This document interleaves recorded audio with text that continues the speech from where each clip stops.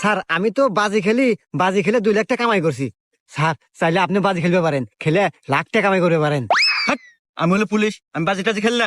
Sir ভাইবে দেখেন, বাজি জিততে পারলি 1 লাখ টাকা। হ্যাঁ, 1 লাখ টাকা?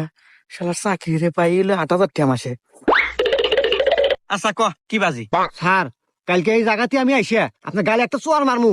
চোয়ার মারার পর আপনার শরীর পুরো লাল হয়ে যাবো, আর যদি লাল না হয় তাহলে আপনি 1 লাখ টাকা জিতবেন। হ্যাঁ আচ্ছা ঠিক আছে, যা আমি বাজি ধরলাম, যা।